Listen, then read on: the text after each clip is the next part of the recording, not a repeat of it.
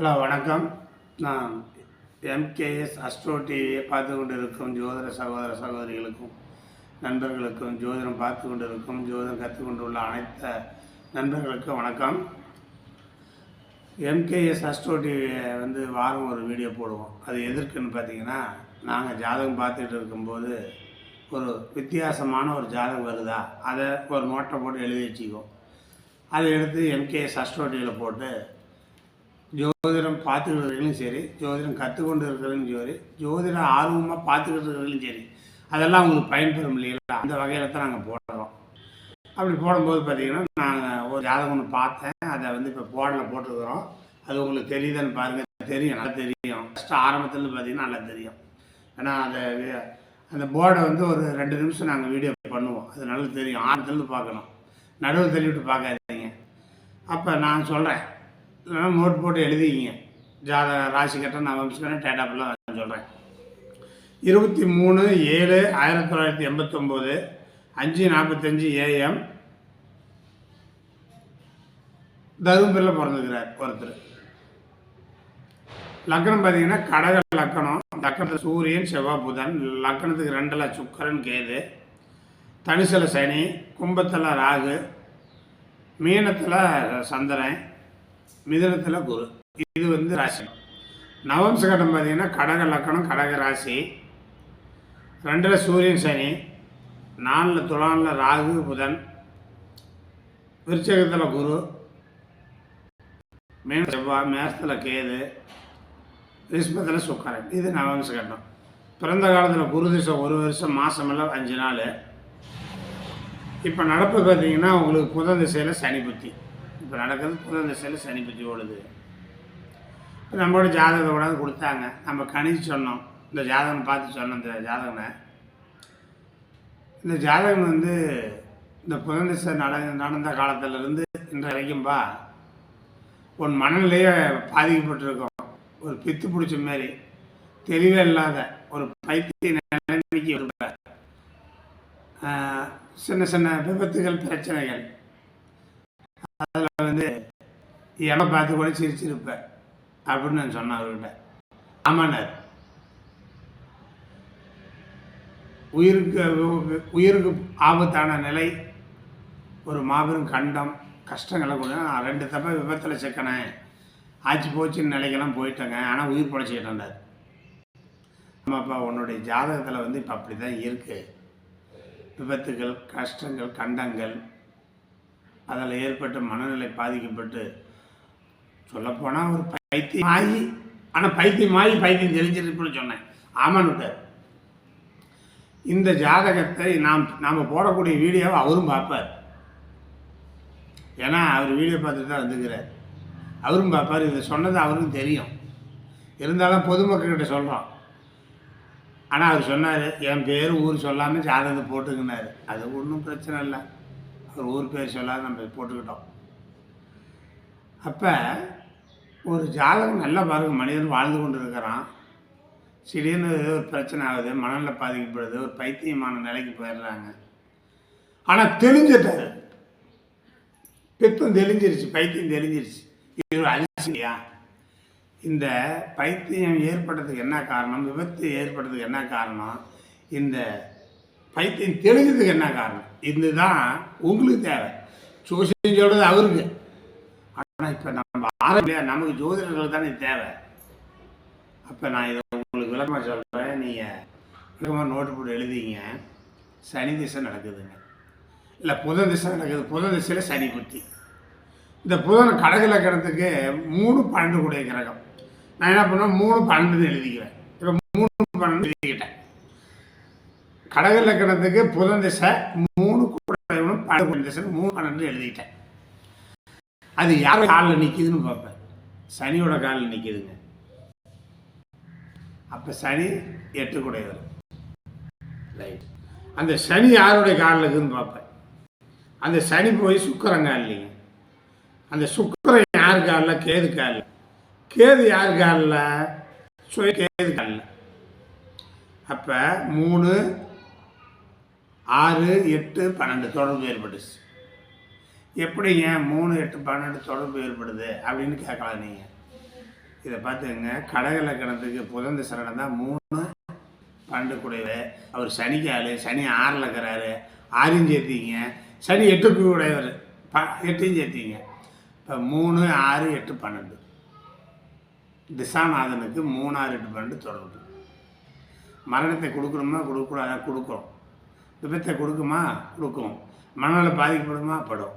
சரி, அப்போ ஒரு ஒரு ஒரு திசை நடக்குது. எந்த லக்கணத்துக்கு ஒரு திசை நடக்குதுன்னா அந்த திசாநாதனுக்கு 3 6 8 12 தொடர்பு ஏற்பட்டால் விபத்து மரணத்தை கொடுக்கறது விதி. இப்போ கடக லக்கணத்துக்கு புதன் வந்து லக்கணத்தில் இருக்கிறாரு. அந்த புதன் 3 12 கூடையவர் கிரகம். அவர் சனிக்காலில் நிற்கிறாரு. சனி 6ல், சனி 8 கூடையவர்.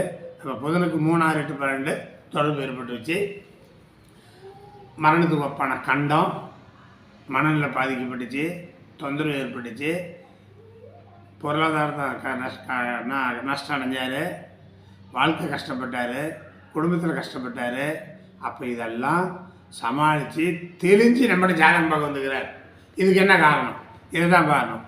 இப்போ 3 8 12 தொடர்புடைய கிரகத்தை சுபகிரகங்கள் யாராக பார்த்தாலும், சுபகிரகங்கள் கூறு பார்த்தாலும் அந்த தோஷ நிவர்த்தி ஆகணும் விதி. இப்போ இந்த புதனை சுபகிரகங்கள் பார்க்கலையேன்னு நீங்கள் கேட்கலாம். எங்கே சுபகிரகங்கள் பார்க்குது? செவ்வாய் பார்க்குதா? இல்லை. குரு பார்க்குதா? இல்லை. ஆமாம், அப்படி உங்கள் பார்வையில் பார்த்தா கிடைக்காது. சந்திரன் யாரோட காலில் இருக்கிறாரு? சந்திரன் பூரட்டாதி 4ஆம் பாதத்தில் இருக்கிறார். இந்த சந்திரன் பூரட்டாதி 4ஆம் பாதத்தில் மீனத்தில் இருக்கிறார். அந்த பூரட்டாதிக்கு அதிபதி யார்? குரு. அப்போ சந்திரன் குருவாகவே மாறிட்டார். அந்த சந்திரன் குருவாகவே மாறிட்டார். அப்போ அந்த குரு வந்து சந்திரனை குருவை வச்சுக்கணும். அந்த குரு 5ஆம் பார்வையாக கடகத்தில் உள்ள லக்னத்தில் உள்ள புதனை பார்த்து விட்டார். அதனால் அந்த ஜாதகன் விபத்து மரணத்திலிருந்தும் புத்தி சோதனை கெட்டுப்போனத்திலிருந்தும் தெரிந்து வந்து விட்டார். இதுதானே உண்மை, இதுதானே ஜோதிடம், இதுதானே விதிமுறைகள். இந்த விதிமுறைகள் தான் வேணும். இப்படி தான் ஆராய்ச்சி பண்ணுங்க. புதன் திசை சனி புத்தி நடக்கிறது. அந்த சனியை இயற்கையான குருவும் பார்க்குறார். குரு 12லிருந்து சனியை பார்க்குறார். குரு வந்து செவ்வாய்க்கால், செவ்வாய் நீசம். செவ்வாய் யாருக்கால்? புதன் கால்.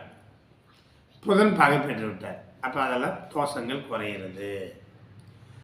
அப்போ ஒரு ஜாதகத்தில் 3 6 8 12 தொடர்பு ஏற்பட்டு குரு பார்வை சுபகிரகம் பார்வை இல்லாமல் இருந்தால் அந்த ஜாதகன் மரணத்தை தழுவான், மரணத்துக்கு ஒப்பான கண்டத்தை ஏற்படுத்தும். இப்படிங்கிறது விதி. சரிங்க, மரணத்திற்கு தப்பிச்சிட்டாரு. இந்த மனசு புத்தி கெட்டு போச்சு, அறிவு கெட்டு போச்சு, மனநிலை பாதிக்கப்பட்டுச்சு. இதிலேருந்து எப்படி தப்பிச்சாரு? இந்த மனநிலைக்காரத்துக்கான கிரகம் என்ன அப்படின்னு நமக்கு விளக்கம் வேணும் இல்லையா? விளக்கம் வேணும், விதியும் வேணும். ஒரு ஜாதகத்தில் புதன் புத்திக்காரகன், குரு அறிவிக்காரகன், சந்திரன் மனதுக்காரகன், இந்த 3 கிரகமும் கிடக்கூடாது. அப்போ புதன் போய் சனிக்கால், சனி போய் உங்களுக்கு சுக்கரங்கால், சுக்கரம் போய் கேதுக்கால், கேது லக்கணத்துக்கு 2ல் கேது சுயக்காலில் நின்றுச்சு. அப்போ புதன் பலனை இழந்து விட்டார். அப்போ புதன் தன் பலனை முழுக்க இழந்துடுறார். புதன் புத்திக்காரகன் பலனை இழக்கிறார். அடுத்தபடியாக குரு அறிவுக்காரகன், குரு போய் லக்கணத்துக்கு 12ல் செவ்வாய்க்கால், செவ்வாய் நீசம். அப்போ அறிவு பலனை இழக்கிறது. மனதுக்காரகன் சந்திரன் ஆகிய சந்திரன் போய் குருவோட காலில் உட்கார்ந்தார். அந்த குரு போய் செவ்வாய்க்காலில் அது நேசம் அடைஞ்சார்.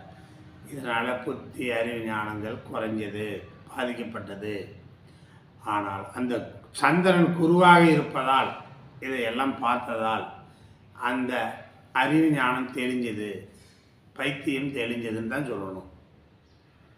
பைத்தியம் தெளிஞ்சது. அப்போ ஒரு புதன் குரு சந்திரன் கெட்டு போயிட்டால் இந்த புத்தி அறிவு மனசு எல்லாம் கெட்டு போயிடணும். அப்போ இதை குரு பார்த்தால் கெட்டு போய் பைத்தியம் பிடிச்சி கூட தெளிஞ்சு வந்துடுவார்கள் அப்படிங்கிறது ஒரு விதி. இது ஒரு உதாரணமாக நீ வச்சிங்க. அற்புதமான விதி இதுக்கு நல்லா பொருந்து வருது. அடுத்தது, ஒரு ஜாதகத்தில் ஆண் ஜாதகமாக இருக்கட்டும் பெண் ஜாதகமாக இருக்கட்டும், சுக்கிரனும் கேதும் சேர்ந்து தனுச வீட்டிலேயோ சிம்ம வீட்டிலேயோ மேச வீட்டிலேயோ இருந்தால், அது லக்னத்துக்கு 2ஆம் இடம் 7ஆம் இடமாக வந்தால் திருமணத்துக்கு பின் பாதிப்படைவார்கள். மனைவி மூலமோ பொருளாதாரம் மூலமோ குடும்பத்தில் ஏதோ ஒரு பிரச்சனையால் இந்த பாதிப்பு அடைவார்கள்ங்கிறது விதி, எங்கள் சுகநாடியோட விதி. அப்போ இந்த லக்கணத்துக்கு 2ஆம் பாவத்தில் சுக்கிரனும் கேதும் சம்மந்தப்பட்டிருக்கிறார்கள். அதனால் திருமணம் பண்ண வேண்டி வாழ்க்கையில் இந்த மாதிரி ஒரு பிரச்சனையை சந்திக்கணும். இது அமைப்பு உள்ள விதி, அப்படி தான் சுகநாடி சொல்லுது. சரி, அடுத்தது, இந்த மாதிரி விதிகள் நிறைய இருக்குது. ஒரு நேச கிரகமாக ஒரு ஜாதகத்தில் நேச கிரகம் இருக்குதுன்னு வச்சுக்கிங்க. ஒரு ஜாதகத்தில் ஒரு நேச கிரகம், இப்போ இந்த ஜாதகத்தில் நேச கிரகம் எங்கே இருக்குது? லக்கணத்தில் இருக்குது. லக்கணத்தில் நேச கிரகம் இருந்தாலும் 7ஆம் பாவத்தில் நேச கிரகம் இருந்தாலும் 7ஆம் அதிபதி நேச கிரகத்தோடு சேர்ந்தாலும் 7ஆம் அதிபதி நின்ற நட்சத்திராதிபதி நேச கிரகமாக மாறினாலும் திருமணத்துக்கு பின் இந்த மாதிரி நிலையை அந்த ஜாதகம் அடைய வேண்டும் என்று விதி, சுகநாடி விதி. திருமணம் பண்ண வேண்டி இந்த மாரி பொருளாதாரம் மனநிலை பாதிக்கப்பட்டது, ஒரு விபத்துகள் சங்கடங்கள் கஷ்டங்கள் தொழில் பாதிக்கப்பட்டது, அந்த ஜாதகம் கண்டிப்பாக அனுபவிக்கிறது விதி ஒன்று இருக்கிறது. அப்போ நமக்கு எத்தனை விதிகள் நமக்கு ஜாதகம் பார்க்க தேவைப்படுது பாருங்கள். இத்தனை விதியும் நமக்கு தேவை. இத்தனை விதியும் நாம் மனசில் மனப்பாடம் பண்ணி வைக்கணும், படிக்கணும். படித்து விதி வச்சிருக்க வேண்டும். சரக்கு நிறைய வச்சுருக்கணும், விதிகள் நிறைய வச்சுருக்க வேண்டும். சரி, ஒரு கிரகம் நேசமாக இருந்தால் அதுக்கு 6ஆம் இடம் 8ஆம் இடம் பாதிக்கப்படுமா? அப்போ செவ்வாய் நேசமாகிக்குது. 6ஆம் இடம் தனுசு, 8ஆம் இடம் கும்பம். இது லக்னத்துக்கு 6 வந்துடும். ஒரு ஜாதகத்தில் 6ஆம் இடம் 8ஆம் இடம் பாதிக்கப்பட்டால் 7ஆம் பாவம் பாதிப்படையும். அப்போ திருமணத்துக்கு பின்னாடி மனைவி வந்த வேட்டி இந்த மாதிரி பொருளாதாரம் கஷ்டங்கள் பிரச்சனைகள் இந்த மாதிரி 1000 பிரச்சனைகள்லாம் நேரிடணுங்க. அந்த மாதிரியான கஷ்டங்களை அவன் அனுபவிச்சே தீரணும். ஆமாம், ஒரு ஜாதகனுக்கு நீங்கள் லக்னத்தில் நேசகரம் இருந்தாலும் லக்னாதிபதி நேசம் பெற்ற நிலை இருந்தாலும் 7ஆம் பாவத்தில் நேசகரகம் இருந்தாலும் 7ஆம் அதிபதி நேச கிரகத்தோடு சேர்ந்தாலும் 7ஆம் அதிபதி நின்ற நட்சத்திர நேசம் பெற்றாலும் அவனுக்கு பொண்ணு கொடுத்தால் இந்த மாதிரி கஷ்டத்தை அனுபவிக்கிறது ஒரு விதி. இன்னும் சொல்லப்போனால் பிரபலமான ஜோதிடர்கள் ஆராய்ச்சி பண்ணுறாங்க, ஜோசியம் பார்க்குறாங்க. உலகம் ஃபுல்லாக யூடியூப்பில் நானே ஜோதிட சக்கரவர்த்தி, நானே ஜோதிட பீஷ்மா, நானே ஜோதிட பிதா மகன் கூட சொல்லுவாங்க. அவங்க குடும்பத்திலே இதுமாரி பிரச்சனை இருக்குதுங்க. நான் இந்த வாரம் ஒரு செய்தி அறிந்தேன், கண்டேன், ஃபோன் மூலம் சொன்னேன் இல்லைங்களா? ஜோதிட சக்கரவர்த்தி, ஜோதிட டாக்டர், இப்போலாம் ஜோதிடர்லாம் டாக்டர் ஆகிட்டாங்க, டாக்டர் பட்டம் பெற்றுக்கிட்டாங்க. பட்டம் காய்ச்சி கொடுத்தா பட்டம் கொடுக்குறான், அது ஆனால் கவர்மெண்ட்டு சர்டிஃபிகேட்டாக கொடுக்குறான். டாக்டர் பட்டம் வாங்கிட்டாங்க, பத்மபூஷன் பட்டம் வாங்குவாங்க, பீஷ்ம பட்டம் வாங்குவாங்க, பிஹெச்டி முடிச்சுட்டும்பாங்க. இப்படி சொல்கிறாங்க இல்லையா? இப்படிப்பட்ட சொன்ன ஜோதிடர்களுடைய வீட்டிலேயே இந்தமாரி சம்பவம் நடந்திருக்குது. அப்போ ஜோதிடர்களாக மட்டும் இருந்தால் மட்டும் போதாது, ஜோதிடர்களை தெரிஞ்சு விதிமுறைகளை தெரிஞ்சிருக்கணும். இப்போ ஜோதிடர்களுக்கும் அதே விதி தானே. லக்கணத்தில் நேசகிரகம் 7ஆம் பாவ அதிபதி நேசம், 7ஆம் பாவத்தில் ஒரு நேசகிரகம் 7ஆம் அதிபதி நின்ற நட்சத்திர நேசம் பெற்று இருந்தால் திருமணத்துக்கு பின்னாடி மனைவியால் தொந்தரவு, மனைவியால் கஷ்டங்கள், மனைவியால் மனநல பாதிக்கப்படணும், மனைவியால் கஷ்டங்கள் கண்டங்கள் அனுபவிக்கணும், மனநல பாதிக்கப்படணும்னு சொல்லணும்ல. ஒரு ஜோதிடரோட வீட்லேயே நடந்து போச்சு போன வாரத்தில். குடும்பத்தில் அத்தனை பேரும் சொல்லி ரெடி பண்ணிட்டாங்க. சூசைட்டுக்கு முயற்சி பண்ணாங்க. ஏதோ கடவுள் புண்ணியத்தில் தப்பிச்சுக்கிட்டாங்க.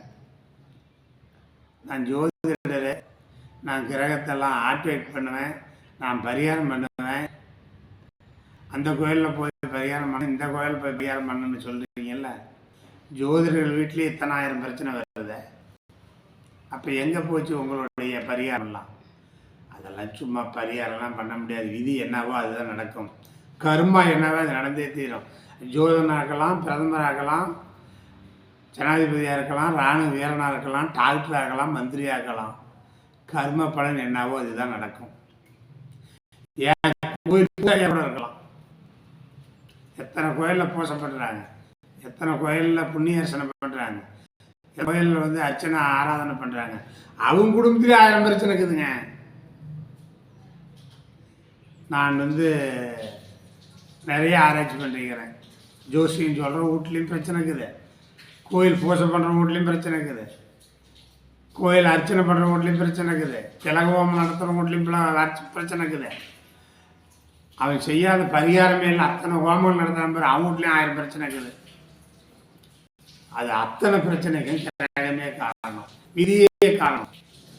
அப்போ யாராக இருந்தாலும் நான் சொல்லிட்டேன், எம்எல்ஏ இருந்தாலும், மந்திரியாக இருந்தாலும், முதலமைச்சராக இருந்தாலும், பிரதமராக இருந்தாலும், ஜனாதிபதியாக இருந்தாலும், ஏன் சோசிகாராக இருந்தாலும், டாக்டராக இருந்தாலும், அவங்களுடைய ஜாதகத்தில் 7ஆம் அதிபதி நேசமாகி இருந்தாலும், 7ஆம் அதிபதி நேசமான கிரகத்தோடு சேர்ந்திருந்தாலும், 7ஆம் அதிபதி நின்ற நட்சத்திர நேசமானாலும், லக்கணத்தில் நேசகராக இருந்தாலும், 7ஆம் பாவத்தில் நேசகராக இருந்தாலும், திருமணமான இத்தனை 1000 ஜோதனை அவன் சந்திக்கணும். விதி. இதுக்கு நான் பரிகாரம் பண்ணி நிவர்த்தி பண்ணுறவன்னா, கேட்கிறவன் கேனையாக இருந்தால் கேட்டுக்கலாம், பரிகாரம் பண்ணிக்கலாம். இப்போ இந்த ஜாதகன் பார்த்தீங்கன்னா வயசு வந்து பார்த்தீங்கன்னா இப்போ பார்த்தீங்கன்னா 35 முடியும் 36 நடக்குது. இவர் எத்தனை கோயிலுக்கு போய் சாமி கும்பிட்றாரு, எத்தனை அர்ச்சனை பண்ணிருப்பார், எத்தனை பரிகாரம் பண்ணிருப்பார். நடந்தே தீரும் விதி. இதை மாற்ற முடியாது. இது நடந்தே தீரும், இதெல்லாம் மாற்ற முடியாது. இப்போ எத்தனை கோயிலுக்கு போகிறாங்க, சாமி கல்யாணம் பண்ண போகிறாங்க, வர வழியில் பிரச்சனைகள், குடும்பத்தில் பிரச்சனைகள். இப்போ இதுக்கெல்லாம் விதி வேணும் இல்லையா? 4ஆம் அதிபதி நின்ற நட்சத்திராதிபதி 8ல் போய் இருந்து, அந்த 8ஆம் பாவத்தில் ஒரு கிரகம் இருந்தது, 5ஆம் அதிபதியாக இருந்திருந்தால், 5ஆம் அதிபதி காலில் இருந்தால் கோயிலுக்கு போயிட்டு வந்தாலும் விபத்து நடக்குங்க. 4ஆம் அதிபதி நின்ற நட்சத்திராதிபதி 8ல் இருக்கணும். 8ஆம் அதிபதி நின்ற 8வது வீட்டில் ஒரு கிரகம் நிற்கிறதுல, அது 5ஆம் அதிபதி நட்சத்திர காலாகணும். கோயிலுக்கு போயிட்டு வந்தால் விபத்து பிரச்சனைகள் கொடுக்கும். அது 7ஆம் பாவத்தின் அதிபதி நட்சத்திரம் இருந்தால் திருமணத்தில் கல்யாணத்துலேயும் விபத்தில் நடக்கும். விபத்துக்குன்னா ஒரு விதிமுறை இருக்கணும். 4 8 சேர்ந்த விபத்து. சரி, உங்களுக்கு உதாரணமாக விளக்கமாக சொல்லணும்னா, கடக லக்கணம், 4ல் ஒரு கிரகம், ஏதோ ஒரு கிரகம் நிற்குது. அந்த கிரகம் நட்சத்திரம் இருக்குது, கும்பத்தில் இருக்குது. கும்பத்தில் நட்சத்திராதிபதி 7ல் இருக்குது, நகரத்தில் இருக்குது. திருமணத்தில் விபத்தை கொடுக்கணும்னா, இதே போல ஒரு லக்னத்துக்கு 4ஆம் பாவத்தில் ஒரு 4ஆம் பாவத்தில் ஒரு கிரகம் நிற்கும். அவர் நின்ற நட்சத்திராதிபதி 8ல் இருக்குது, அவர் நின்ற நட்சத்திராதிபதி 5ல் இருந்தால் கோயிலுக்கு போனீங்கன்னா வர வழியில் போகிற வழியில் விபத்து நடக்கும். 7ஆம் பாவத்தில் இருந்தால் திருமணம் கல்யாணம் பண்ணிட்டு போகும்போது விபத்து நடக்கும். இதுதான் விதி. இந்த விதியை, இந்த கர்மாவை யாராலும் வெல்ல முடியாது. வெல்ல முடியுமா? பரிகாரம் பண்ணி பார்க்கலாமா? முடியாது, ஆகாது. அப்போ நமக்கு ஜோதிட விதிமுறை என்னவோ, கர்மம் என்னவோ அதுதான் நடக்கும். இதை மாற்றவிட முடியாது, தலைகிறனால மாற்ற முடியாது. விதிகள் வேண்டும். ஒரு ஜாதகத்தில் ஒருத்தன் யோகத்தை கொடுத்துருக்குதா அப்படின்னு பார்த்தீங்கன்னா, யோகம்னா நிறைய யோகம் இருக்குது. 2 11ஆம் அதிபதி கேந்திர திரிகோணத்தில் நட்சத்திர பரிவர்த்தனை பெற்று லக்னாதிபதி 2 11ஆம் அதிபதி காலம் தான் கோடீஸ்வர யோகம். 4 தொடர்பு ஏற்பட்டால் புதையல் யோகம். 3-9 தொடர்பு ஏற்பட்டால் போட்டி பந்தயத்தில் வெற்றி பெறக்கூடிய பேர்கள். இதெல்லாம் யோகங்கள் நிறைய இருக்குதான்னு பார்க்கணும். எல்லாமே யோகாக இருக்குதான்னு பார்த்துக்கணும். சரி, அவயோகமாக இருக்குதா அப்படின்னா 4-8 சேர்ந்த விபத்து. இதெல்லாம் 4-8 விபத்துனா அவன் கோயிலுக்கு போகும்போதா, கல்யாணம் பண்ணும்போதா, பயணங்கள் போகும்போதா, வேலை இடத்துலையா. ஒரு லக்கணத்துக்கு 4ஆம் பாவத்தில் ஒரு கிரகம் இருக்குது. அவர் கிரகம் நின்றது 8ஆம் பாவத்தில் இருக்குது. அந்த 8ஆம் பாவத்தில் நின்ன கிரகம் 10ஆம் பாவத்தில் இருக்குது. வேலை செய்கிற இடத்துல, தொழில் செய்கிற இடத்துல விபத்து நடக்கும். இப்படி எல்லாம் அவயோகமாக இருக்குதா, அயோகமாக இருக்கான்னு நிறைய ஆராய்ச்சி பண்ணி எடுத்து பார்க்கணும். அதை சுகநாடியில் தான் தெளிவாக சொல்ல முடியும்.